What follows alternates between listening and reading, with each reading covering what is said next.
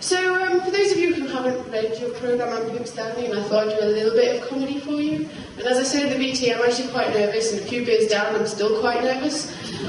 So I'm going to stay seated, it's a little safer. I thought I'd talk to you about Christmas, just because I'm big on cliché. And I thought I'd explain that whilst other people seem to think it's about religion and about presents and, just being generally quite festive, it's clearly about my insane family. And the anecdotes that ensue, I think, are worth sharing. And yesterday I actually received my first Christmas card. That's depressing, isn't it? And it made me think of how actually every year we receive what we call a round robin, but we actually call it the epistle. And we receive it every year from this family called the Godwins, who I swear I've never met. And if you've not actually ever had one, or indeed if you are the perpetrators of the crime, let me explain what it is. It's a long letter telling me about all the crap they've done all year.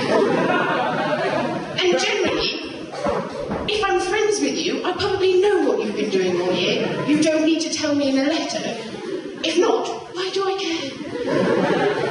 But anyway, it's like 3 pages long, and the greatest conundrum of all is the fact that it's typed. For mass production ease. How many people are they sending it to? More importantly, it's also separated into nice, easy headings, so each person has their own paragraph, for my reading ease. And so each person says something like, Susan, this year I've really enjoyed my new position of deputy head. Bob, well, with, my new job, it has been tough, and what with the recession and all, it's been tight. Lucy, I've taken up swimming and ballet, and it's all going great. Bertie, well, I've been enjoying the luxury of my new cage this year. Say what?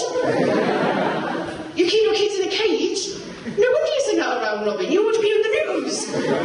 So, actually, it transpires that, yes, they have adopted their gerbil's persona and, written in first person, as if they were indeed the gerbil, which they were stretching it at I wanted to know about their year.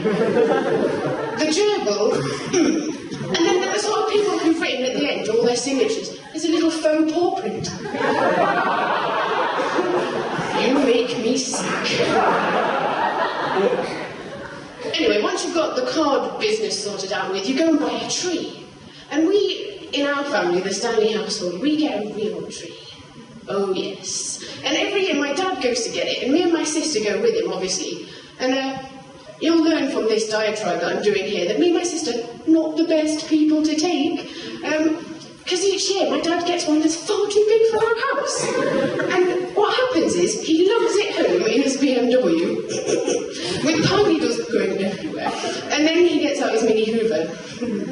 And then, once we get it in the living room, we have to move all the furniture out. Oh yes, it's that damn big. And then, you have to put all the baubles on it, and once my dad, one year, he actually had to hack parts of it off. Who has to do this? So we said to him one year, Dad, why do you always buy a tree that's far too big? And he went, I always buy one that's the same height as me. I know what you're thinking. By God, her dad must be a giant. No. He's like 5'11". He's just got some sort of strange warped perception of himself. So anyway, we lug it in and we chop it off and we finally get all the baubles on it. There's pine needles everywhere. Pine needles, right? Are they not just the cockroach of the leaf world? I'll be having a bath in February and there'll be one bobbing up and down with me.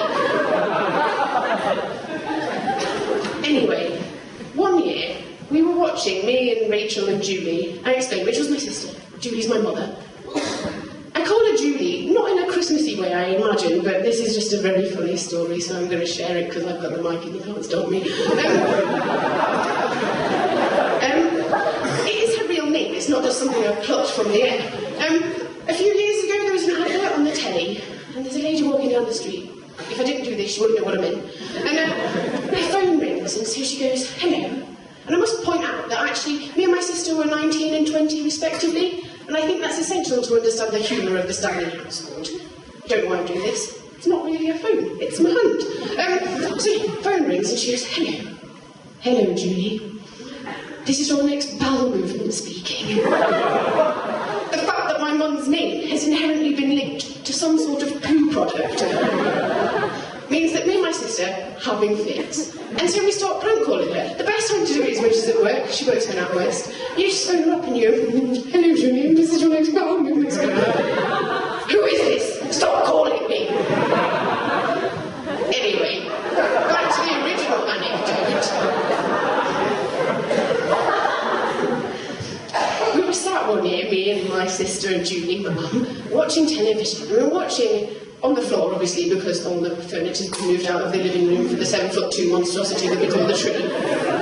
We sat watching Jonathan Creek, and it's a really tense moment. Alan Davies is doing that thing where he looks like he's smelled a really bad smell, and he's about to open the door, and there's clearly an encrusted man trapped behind him. And all of a sudden, crash! The tree's fallen over. Baubles, lights, fairy, everywhere. It lands mostly on my sister. We all scream, obviously being women. My dad, Keith, walks through. What are you doing? Like we've laid the tree on top of her in some sort of sacrificial act. And then, rather than helping, he just leaves. Anyway, obviously once you've got a tree sorted out, there's the presents, and I think getting presents is all very well and good, but buying them is far too stressful. And my mum has come up with what I think is a good piece of advice, that you should buy what she calls the emergency gift.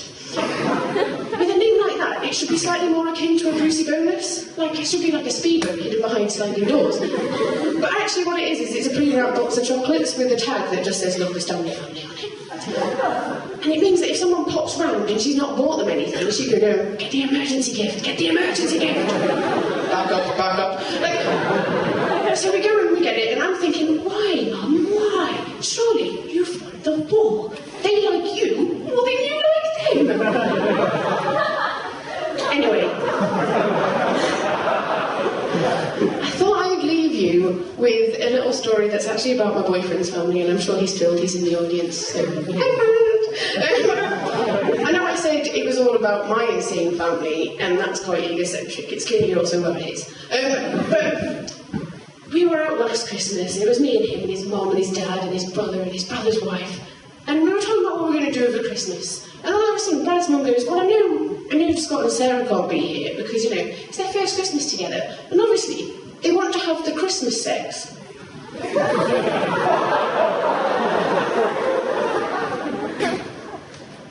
I felt a little awkward, I'm not going to lie. And it was the definite article as well in that sentence, the Christmas sex. Is it actually just sex on Christmas? That's a big disappointment. If anyone knows, I'd love you to share. Okay, but I'm not going to lie, the conversation went for a nosedive pretty much. We ended up having to, obviously, awkward situation. But Brad's mum went, so what, you're all old enough to do it, but not talk about it? Yes. Especially not with the person who created the person who I'm doing it with. Anyway, now that I've deeply qualified you and scarred you for life, and I hope you were enjoying the night up until that point, I'm probably going to leave, but I'd like to remind you that if you are going to give a gift this year, let it be the gift of Christmas sex. Thank you.